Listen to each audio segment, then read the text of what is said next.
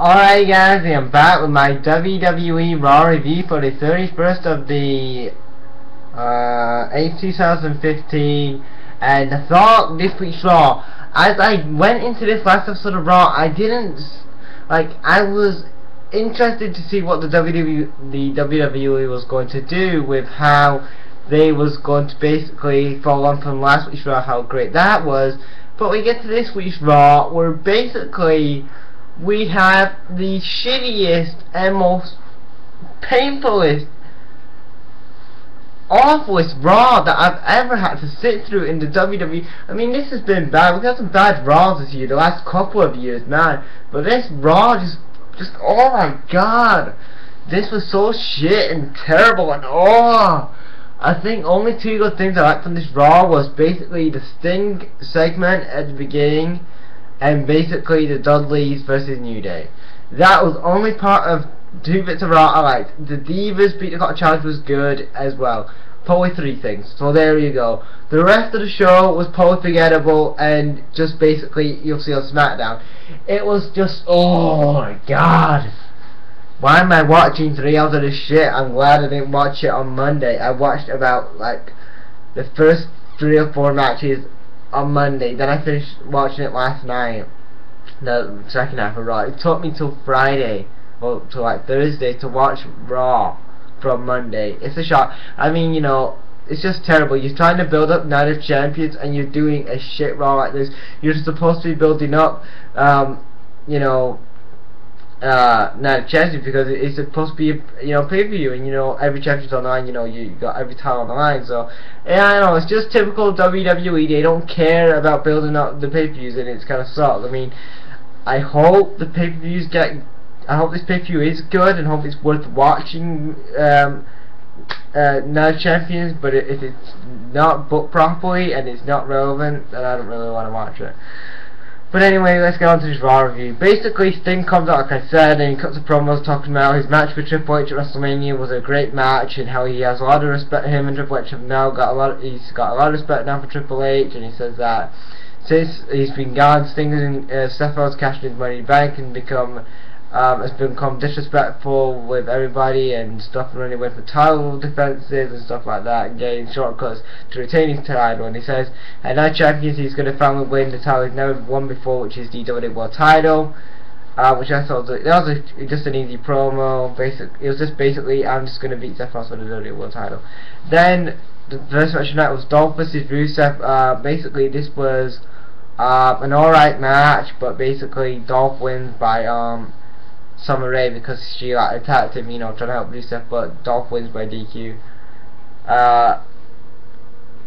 And then Lana and Summer Rae brawl again. So I hope after this Dolph and Rusev feud, I hope that this is the end, because this is just so damn terrible. It's just boring. I don't find it interesting. Well, Dolph could do so much better, Rusev could do so much better. Just these two guys are just so much underutilized in the WWE that WWE just don't care about these two guys. It's kind of a shame. But it's typical WWE. You know, I said before Dolph could do a lot better, and when they ever do push Dolph, it's like, hey, feed him to John Cena. You know, it's like, I don't know, they've done stuff with Dolph before, like the Edge feud and Jericho feud, which actually could have benefited from, and you've actually could have done something with. And then they went down to drizzling shit. But like I said, it's like, I think Dolph, I'll have to get into another video, but like I said, I'll say that, I'm not going to. Anyway, then we had the first Beat the Clock Challenge match, which was Becky Lynch versus Alicia Fox. Whoever won the Beat the Clock Challenge would face Nikki Bella and Night of Champions, and they've gotten the title trial. Nikki Bella's coming down the long reigning as the long reigning Divas champion. Actually, Nikki Bella, you're not the long reigning Divas champion, and neither is AJ Lee technically, because it was Trish Stratus, because she never relinquished her title. I think it was in 2006 or 2007. And she had it for 300 something days, so she is the long reigning Divas champion, not AJ Lee, so that is a fact. Basically, Becky Lynch wins with the armbar, and her time was 3 minutes 21 seconds. And then Ryback gets interviewed by, tries to get interviewed, and then we hear some like Dolph like yelling at somebody, and then it's Summer Rae basically snuck into his locker room earlier and basically took his towel, and he's like naked on like TV, and then he came out in the towel, and like people on the internet was talking about him. It was alright. I mean, you know, cheap ass segment. And then after we get like Lana, who's kind of thinks that there's something going on between Summer Rae and Dolph, and I don't know, it's just so teenage, it's just so like it just reminds me of like 10-year-olds in a playground, like in a yard, and they're basically you know, I don't know, it's like they're hanging out, and basically you see a girl gets jealous because her guy's with another woman. Yeah, I don't know, that's what it kind of sounds like. It's kind of a cheesy thing, but whatever. Then the third match tonight was for the IC title. It was Ryback versus the Big Show. The WWE made Big Show look stronger than Ryback, which is very terrible. He's Ryback, who is a younger star than the Big Show, and you're making him look like an asshole against somebody like the Big Show. The Big Show, a guy who is fucking 40 something, and like Ryback's like about 9 or 10 years younger than him. Doesn't make any sense. Ryback was my shell shock anyway. Miz was on commentary. Oh, was he on commentary for this match? Oh yeah, he was, yeah, because Miz distracted him at the end. Yeah, Miz was on commentary. See, this is how bad this match was. Yeah, Miz was on commentary. Yeah, Miz distracts Big Show, and then Ryback gets one shell shock. So yeah, probably gonna end this Big Show Ryback feud. Hopefully, please. It's terrible. Fourth match tonight was another Beat the Clock challenge match, which was Charlotte versus Brie. Charlotte wins with the swinging neck breaker. It only lasted this time was 1 minute 41 seconds. So currently Charlotte is the leader in the Beat the Clock challenge. Then we get to a segment where Renee interviews Team 3D, and they basically say they're going to put everybody through a table until they get the tag titles.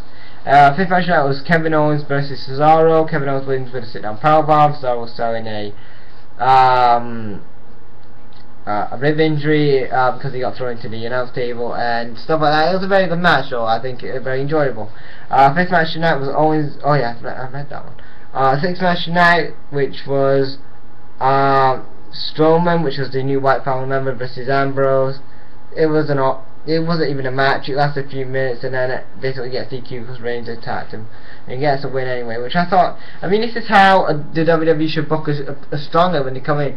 Basically, make you look a badass, do not talk, and basically just kill fucking people. Basically, that is the 3 easy steps to making a fucking new big guy: kill, don't talk, and basically just stand there as a badass. Simple. But WWE, knowing them, they'll probably line a cut promo and it'll be terrible. So yeah. But please do not do that. And then we get to a segment where basically Seth Rollins is pissed off and saying, I want, you know, I tell Renee's pissed off because Sting stole his statue and he's after Sting and stuff. He's gonna call Sting later, that's what he basically says. Then we get to a seventh match tonight, which is Sasha Banks versus Paige in a Beat the Clock challenge match. It ends as a draw. Charlotte wins the Beat the Clock challenge, so now champions is going to be Nikki Bella defending the Divas title against Charlotte.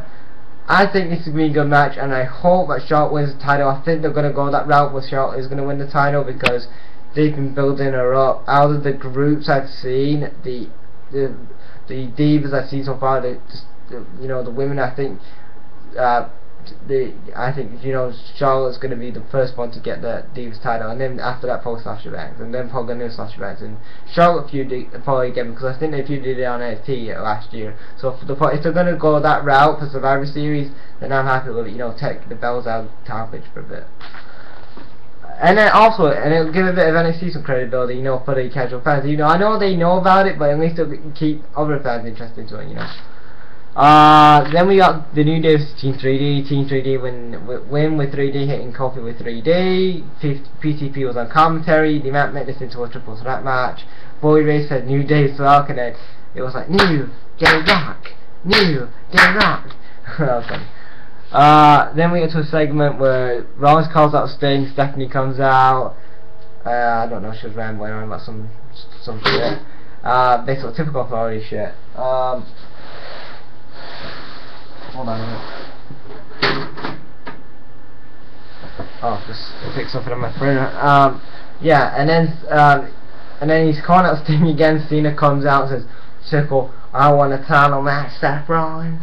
And, you know, typical Cena promo match, and basically saying, "I want a title match at Night Champion." So basically, Seth has got to do double duty at Night Champions. He's got to defend his US title against John Cena, because Stephanie said, "You know what, John, you got your match." And then Seth freaking out, and John Cena's thing, just doing the poses atop of the ramp, and that's how Raw ended. Raw this week was terrible, terrible show.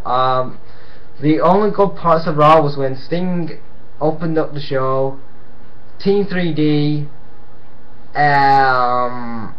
what else was good? Kevin Owens and Cesaro was a good match. The Peter Carter Challenge match was interesting for the Divas. And that was about it. 4 things on the show was interesting. That's terrible. So yeah, that's my WWE Raw review, guys, for the 31st day of 2015. Leave your thoughts and comments on this last episode of Raw. It was terrible. Thanks for watching, guys. Right go. Terrible Raw.